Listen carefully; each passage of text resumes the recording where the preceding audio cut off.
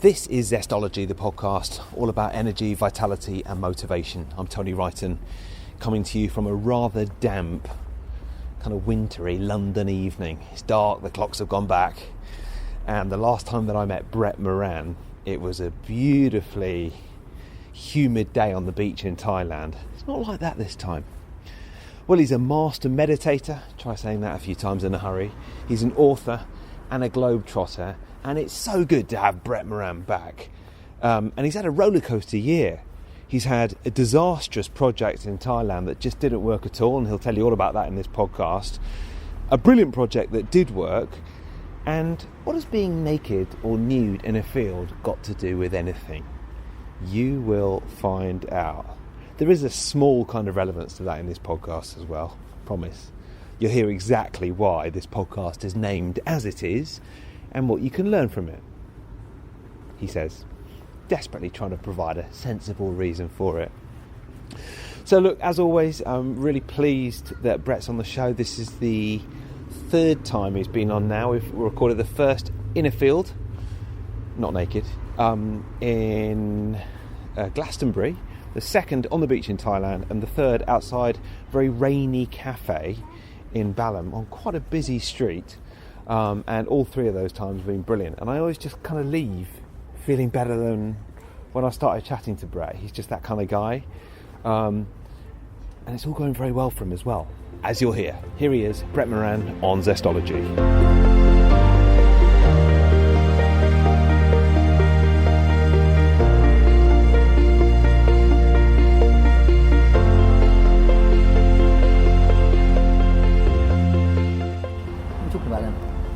I don't know, but we're recording. not talking about the weather. I literally can just hold it like that. It's a bit of an experiment, this, really, isn't it? Because the last time we recorded was on a balcony in Thailand, and it was probably about 28 degrees.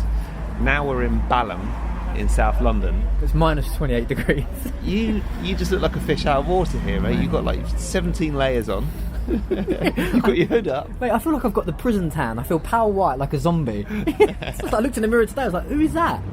But it's good to be back. Let me just check the levels are alright. Just turn that down a little bit. This is purely technical. There we go. So, like fluffy ice cream. I know, yeah. So, you're back for a month, but yeah. Does it make you think a month is too long? Yeah, it does it. Yeah. You're not into like staying here permanently. No, definitely not. Because I think you do live the dream. Like I've often thought. We'll get into how you are and everything in a second. But Right. I've often thought, it'd be great to live somewhere hot, but come on, let's be serious, let's be realistic. But actually, it's pretty cold here, and it's blooming lovely where you live. Well, I think a lot of people want to do that though, don't they, Tone? But then that fear, that doubt kicks in, and it's like we're sensible and we've got to do all the things that we've been told to do for so many years.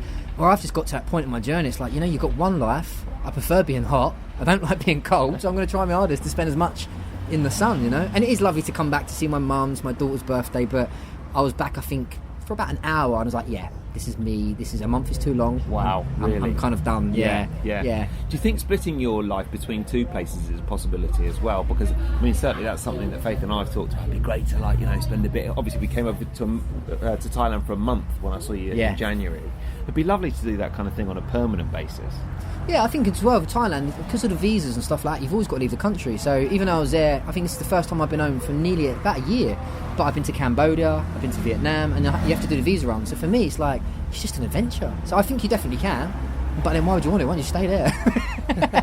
But saying that though, you can live on the beach and you can chill out and you can do all that. But then when you come back to the city, you meet somebody else. If you've got any projects on the go, you're not really going to meet people just sitting on the beach.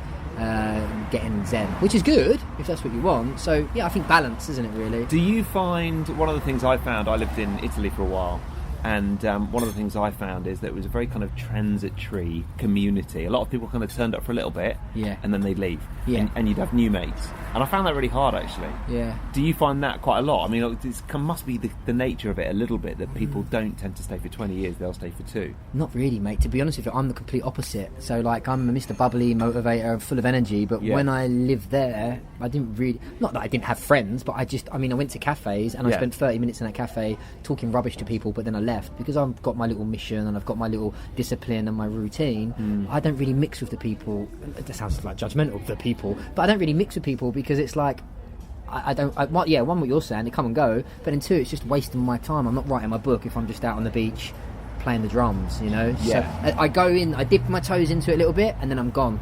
If that makes sense. I remember last time you were like, yeah, I've got my routine, I don't switch Facebook on until 5 o'clock, and then I start then. Yeah. Are you still doing that now? Mate, I just turned on Messenger today for you, just so we could text. Did you? Yeah. I don't use it. I keep it. I got no Instagram on there, and what I do is probably like at the end of the week I'll go on Instagram and then I'll just reply to messages or stuff like that. But the more I've been listening to my podcasts and all the things that I'm listening to, and it's like, yeah, I just think I need to focus more on staying away from that stuff. It's a bit of a game, like, you know, you think you need all that stuff, but do you really? So yeah, I am very disciplined and strict with that. I can't stand it, if I'm honest. I've got an addictive nature, Tone, so I might check one message, and before I know it, I'm looking at some yoga woman doing bending over, and I'm like, where did I get it? And then it's like I'm on porn. I'm like, where did that come from? You know, I'm not no more, actually. I've been pretty good, but that's how my mind works. It's like from one thing to the next, and then I'm lost in what? And it's like, do I want to spend my time 30 minutes just checking other people's lives? No. Or do I want to write the first chapter or the second chapter or the third chapter for my book to help people? So yeah, I'm very disciplined with this social media stuff. Yeah. As you know, I'm going to interview this guy, Gabor Mate, tonight, who's pretty much the world's leading addiction specialist, and he's coming up. Well, by the time this goes out, it might have already gone out or not on Zestology. So hang up. Well, so he's going before me. Technically, we're mates. See, you know. Well, there's no hierarchy, mate. Yeah, well, I want to be whichever first. slot you're in is the best slot I'm for attached. you. All right? The slot you're meant to be in. Yeah, that's the classic yogi. Wherever you are in your life, that's where you're meant to be. Yeah, man. unless you're not where you're meant to be. And then it's nonsense. Yeah. They just shut the doors to the cafes. They were making too much noise. Perfect, brilliant. The rowdy ones outside. But yeah, so I'm going to see him. Yeah, exactly. Really living life on the wild side. Reading his book at the same time, and he talks about the different type of addictions that you can have, and I know that I have a more than slightly addictive personality myself as well, and it does occur to me that one of the things that I am just really bad at putting down is technology. A bit of a workaholic and a bit of a kind of social media. I don't know if it's quite social media, but I know that when I'm working on one thing at a time, I can be so focused. The moment I get sucked into a kind of WhatsApp chat, 2 hours later, I don't know what I've done. Yeah. I think I'm being productive, but I'm not. And you're naked in the middle of the field. How did I get here? I'm feeling very productive. And you went on WhatsApp. So it's a rabbit hole, mate. Yeah, you get lost in it. You can absolutely get lost in it. It's a regular theme, isn't it? Yeah. So look, last time I saw you was January. Yes. And you were talking about your retreat, and I know that people actually listened to this and then came on the retreat because of that, didn't they? Yeah. What's been going on since then?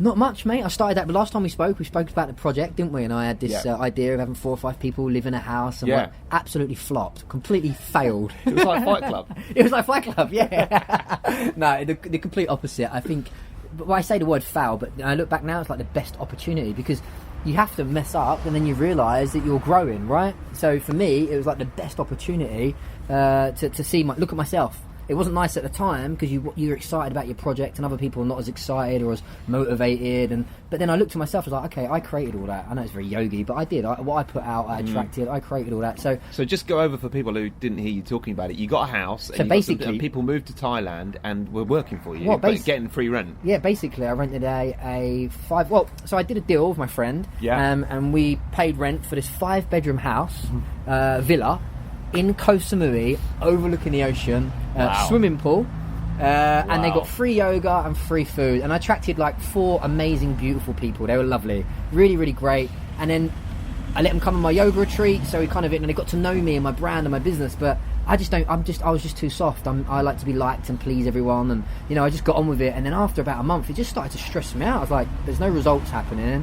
I'm not really getting the things that I want, and just loads of little things. And then I fell out with one of them, which was a friend, which is such a shame. Yeah. I'm like, I'd rather not do things if you're going to fall out with friends. So, but again, if I look back, rather than blame them, I looked at myself. I pointed the finger back at me and was like, okay, Brett, you didn't have contracts. And there was no contracts for anyone. And nobody knew what they was doing. I was like, oh yeah, you can do that. And then, and what are my hours? I'm like, well, come in when you want to come in. And, we're working. I try to have team meetings, I just thought it would work, but it didn't work, which was great. I'm really, really glad it didn't work, because now, come to the end of the year, I've reflected. I'm like, okay, now I can't do it like that. I need to do it a new way. Hey, you are where you're supposed to be. Yes. God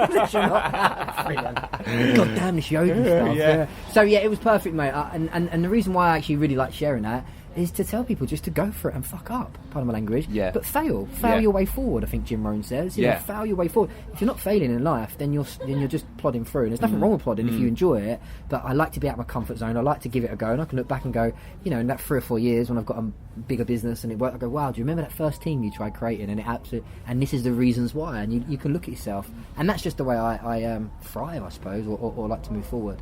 Well, happily, on a better note, on a more successful note, you launched your tribe as well. You didn't since I last saw you. And that's done really well. Yeah, it's done amazing, mate. Yeah. So we've got members that come in every single week. They get videos, meditations from me, show people how to, like, you know, take control of the monkey mind, let go of the overwhelm and the stress. And it's a whole program all about transformation. You filmed a lot of promotional videos on your drone, didn't you? Yeah, loads. Yeah. And yeah, it's good. I mean, the feedback must you have been get a real from buzz when you launched it and you got so many people signing Mate, up. well, do you know when I invested in another little flop. I invested in this course, spent thousands on this online course, followed the guy's strategy, how to launch it, and I did better on my own launch about 3 months before. Did you? So sometimes you just got to listen to yourself, you know? I mean, I think marketing, the whole point of marketing is it's just trial and error. Trial and error, or even starting a business, it's trial and error, and you do what works. So I launched that one that I launched with all the videos and everything, didn't really go anywhere. But the one I did before, which was like on a half-hearted camera in my bedroom, it worked perfect. Did it really? So it just goes to show, you know? So they were two different tribes, or? Same tribe, but I'm just trying different marketing. Okay, right, yeah. But anyway, I mean, that's great because you've still got loads of members and they're all enjoying it and they get a bit of personal Brett time, which I know they like. Well, that's why you're here. Exactly. Bit of PB time. That sounds dodgy. As I touch his knee. It's working out good. Yeah, it's nice. Yeah. And we're launching again, actually. So if any of your listeners want to come and have a go, or they want 30 days for free, I can give you a link. Yeah, and they can just test drive it for 30 days. What, should they just mention Zestology or something like that? Yeah, or I'll send you a link, or I'll give you a thing, or whatever. It's like 30 days free, and they can just try it and just see where it goes. If it's for them, it's amazing. So it's like just having a weekly coach to stay motivated. Because, you know, we get to the end of the year, we reflect. It's like, did I achieve my goals? Am I where I want to be? And, you know, and so... Do you do that? Yeah, totally, mate. I'm always working on myself. But like specifically at the end of the year, do you do that? No, I do it more intuitively. Like, I've got to my mum's and I've got here and I've looked at my financial situation, I've looked at my business, I've looked at my relationship, and then I just noticed it happened when I got home like 2 weeks ago. We come to the end of the year, and then I focus on the next year. I wouldn't say I've got a specific date. I just kind of go with the flow a bit more, really. I used to... pretty much on New Year's Eve, I'd write out everything that I'd kind of achieved, inverted commas, and I'd look back at the goals from the previous year. And in all different categories, I'd have like work and health and relationships and money and I think charity as well. And then the next day, I'd write out the goals for the following year. And I did like it as a process. Did it work? I think it worked better in some areas than others. I think it worked better in the kind of work areas.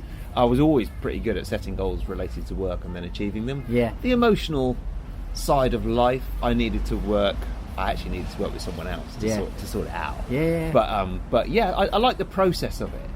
Anything that involves a bit of a sense of ritual is quite nice, isn't it? Do you do goals every day? Do you do your goals like... No. I do them every night. Do you? Yeah, well, I think intention creates reality. Yeah. Very yogi. Yeah, intention, you know what you think you become and all that sort of stuff. And so, like, if I wake up, well, I don't know about you and everyone listening, but when I wake up, my mind is all over the place. Yeah. It's just like, brrr, so I have to spend 20, 30 minutes meditating, doing my yoga. Yeah. Not to be some spiritual dude, but it's literally because my mind is crazy. It's all over the place. It's so busy with everything going on. But do you not find that's the time when you wake up in the morning? I never want to meditate then because I'm lapping it up. I'm excited. I've got loads of energy. I want to go. Do you know what time I woke up this morning? What time? 2:30.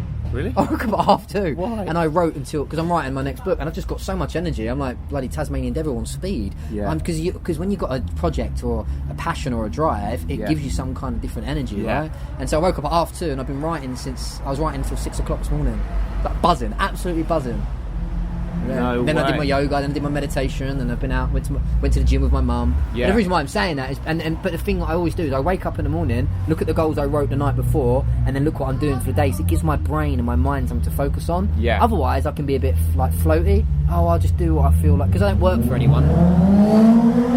Oh, I missed my motorbike in Thailand. Interview's over, I'm off. The difference is he's wearing shoes. Yeah. And a crash helmet. Yeah. Yeah, and so I think when I give personally for me, it helps me more when I give my brain something to focus on. So I can do my yoga practice, it's just like a lifestyle, but when I wake up and like, okay, these are the 4 goals that I want to achieve today. And I take my practice day by day. Do you? So, I mean, I think that's quite good actually, because if not, you can go down that rabbit hole you spend 2 hours on WhatsApp, you end up naked in the middle of a field, and you think, hang on, what was I supposed to be doing again? Yeah. Whereas if you do the important stuff first, or at least you mark it out, I don't do that. Yeah, well, that's the first thing I do is write. If I do anything before writing, then I'm not going to write for a day. So if I woke up at 2:30 this morning and think, oh, shall I, I meditated for a bit and I started writing, but if I thought, shall I just trek my Facebook? Yeah. Then what happens is, I learned this from Brendan Burchard, is that you're at demand of other people's goals. Yeah. So when you check your emails and you check your Facebook, you're helping other people achieve their goals. Yeah. So when you say, no, I'm not doing that, I achieve my goals first, then I'll check it later, and that's just something that stayed in my head. It's not that also, I've sussed it, every now and then I get a bit floppy and I'm in the middle of the field naked, but, but most it's of the time... passive, isn't it, rather than active? Yeah. You're consuming rather than creating. Yeah, I like that. Consuming rather than creating. I spoke to this guy called Steve Robbins on Zestology, and he has this thing that he does, which you and I should try one week when we've both got like something we're working on, which is important, and it's called accountability buddies. Oh, nice. And what they do is they'll take a typical day, and they'll check in with each other each hour. Wow. For 1 minute. Yeah. So I interviewed him, and he said, we can't start on the hour, we're going to have to start 5 past the hour. Because I've got to speak to my accountability buddy. And I was like, all right, fine. And then it got to the end of the interview, and I heard his alarm go off, and I was like, is that so you need to speak to your accountability buddy? And he was like, yeah. So that was that.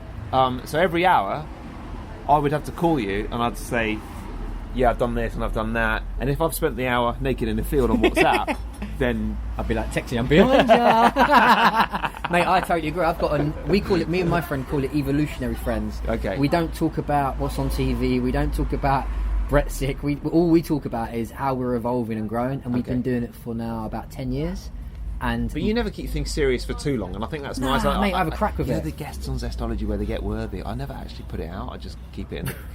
I hope this one goes pending. out. You better start livening it up, otherwise it's going to be in the pending folder. But the things me and my friend have achieved over those years of just talking, we talked to each other today. She's just wrote the foreword for my next book. Oh, great. The things that we have achieved over the years, people wouldn't actually believe them. They'd be like, really? One story is that I wanted to write a book, and I wanted to have it published and be around the world, and my friend wanted to find her soulmate. She wanted to move to America. I've still got the photo. She's in America in something like Waterstones with her boyfriend behind her. She's been with him for years, and she's got a copy of my book in Waterstones. Now I swear, I promise you, that me and her visualised that 5 years prior. That was our goals, and every day we kept each other accountable for achieving those goals, and lo and behold, that's why I say intention creates reality. It was a big goal, it took 4 or 5 years to get, but then that's why I do it every day, because your thoughts are creating every single day, I believe, and if not, then we're naked in the field. So evolutionary accountability buddies, definitely mate, highly recommend it.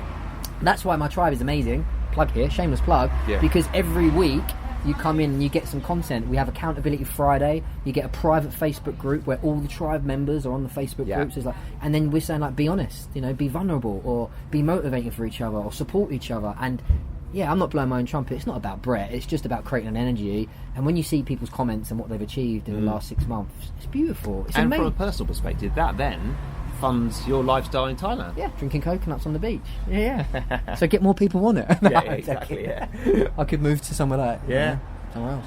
And do you actually train meditation classes or teach yoga or anything like that out in Thailand as well? Or are you working on your own stuff and retreats and stuff? Yeah, no, I was teaching at Vikasa. It's a beautiful resort. Vikasa Yoga Resort. Yeah, I went there, didn't I, on your recommendation. Mate, just for the day. Did you enjoy it? Yeah, loved it. I was teaching there, every day. Yeah. That yoga studio is incredible. As soon as you said that, I was thinking, what an office to teach. What a difference between this rather damp scenario here and that beautiful kind of light blue sea. I went to a yoga class the other day here in London. I don't really go, I'm not being pompous or anything, but I've got my own practice now. I just crack on and do my own thing. And I know you should always go to classes, and there's always something to learn and all those kind of things, but when you've got your own practice and you crack on, you just crack on.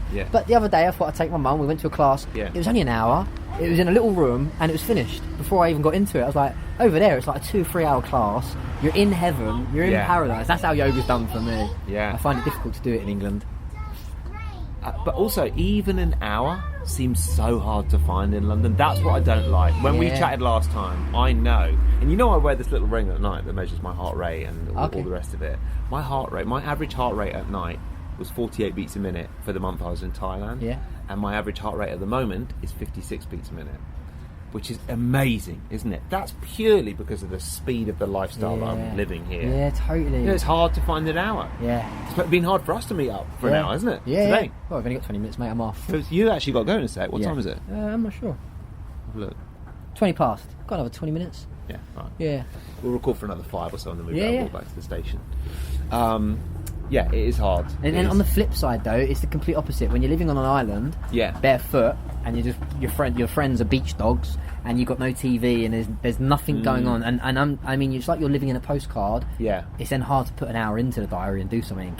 So it's wherever you are, you know. I think in my first chapter in my next book, Beyond Thinking, completely changed where I was taking the book. But I've changed it to beyond thinking, because I want to show people you can go beyond this mental prison inside your own head. And so I've been on the beach in Thailand in bliss, and everyone thinks, oh, my life's amazing, but my mind has taken me hostage, you know, and something comes up and then you create this own pain and suffering. It's like, wow, so you could be in a beach or you could be in London. I think you've always got something. If you let that monkey mind take over and you're not taming your thoughts, you know, you can always get lost in it. You know, so that's why the first chapter is all about, like, the prison is inside. And I think one of the, you know, we started off this conversation, I was like, oh, you know, I'm always a little bit jealous, and I always think maybe I could live in Thailand as well.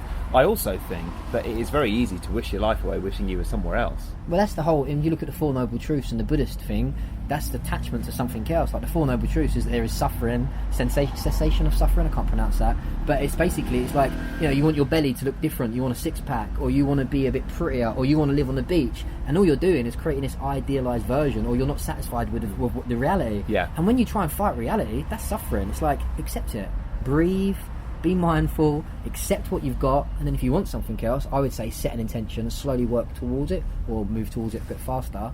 But as soon as you, like, think my life would be better, or you compare, that's when suffering is caused. So that's why I think suffering is an illusion, because it's mind-made. Life is amazing. It's not suffering. Life is a gift. It's like a celebration. But then you want something else, or you become attached to something else, or you're comparing, or you're wishing something else. Then you create your own suffering in this prison inside your head. Yeah. If that I mean, makes sense. I still can't help thinking I'd be quite happy if I lived in Thailand. Oh, mate, I am. Yeah. Totally. Without being, forget everything I've just said. I'm definitely not moving back to England. But you're right. It is about attachment, isn't it? It's what's actually going on in the brain is, I'd be so happy if I lived in Thailand. And what actually is going on is, I'm really happy in London and everything's great. So you've got to remember that at the same time. I suppose. And I think the reason why I'm saying it is that because you can be anywhere in the world and you can suffer. And obviously most people probably know my story. You can be anywhere in the world, somewhere like prison, and then you can wake up and come and find freedom and happiness. So I think it's just all a state of mind. Just suss the mind out and then you're laughing, really. And we talked about the prison a lot in the first podcast we recorded. We've done every one outside, actually, haven't we? Which is great. We have to do one in the field. Naked. Don't tell them we're naked.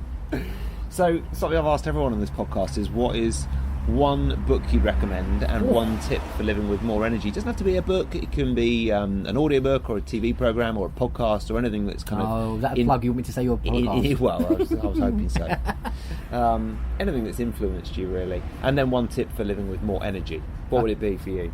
I think the best book... I mean, there's so many books. Definitely so many books. But I think the one that I'm reading a lot at the moment, because of where I am in my journey or my practice, it's called Discover the Power Within You by Eric Butterworth. Okay. And it is a bit godly, you know, if I'm honest, and I'm not religious and I don't believe in that kind of... But what he's basically, he's broken down is that the Bible has got misinterpreted, Jesus was misinterpreted, and he just breaks it down in kind of like a bit common sensey way, and the book has been published over and over and over again.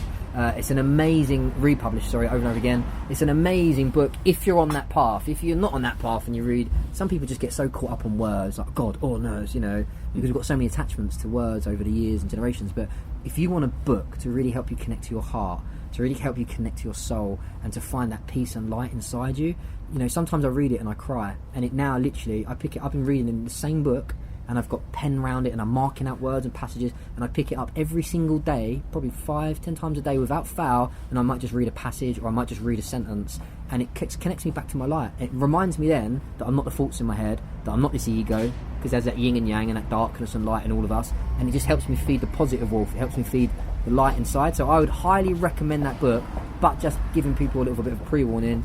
You might think, oh, it's a bit religious, but you know, take it with a pinch of salt. It's one of the best books I've ever read. Brilliant. And then what about one tip for living with more energy? Matcha tea.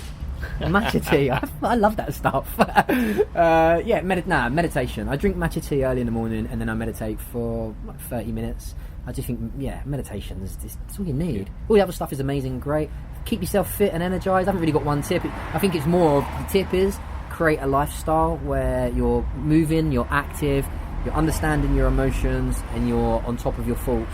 And that to me just gives me more energy. In fact, the less I haven't had alcohol or drugs for like 11 years. I'm on this no-fab thing where you don't ejaculate and have sex. I'm a vegan, so I don't eat meat.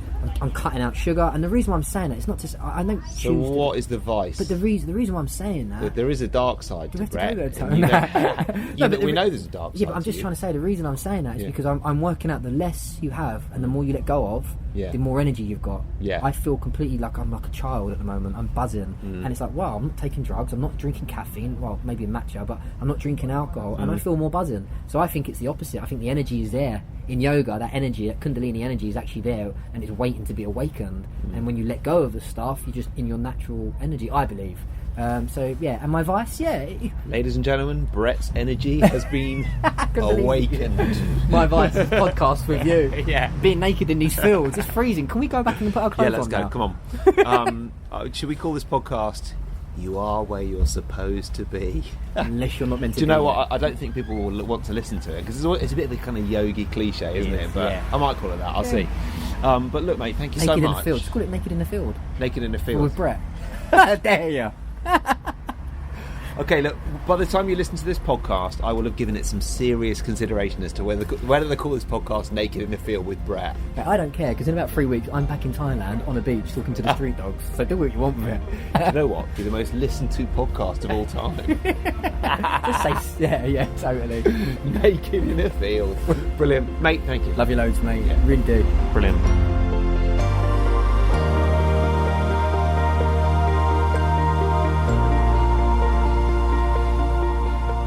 That is it. Thank you to Brett. Remember to check out Brett's tribe and retreats as well.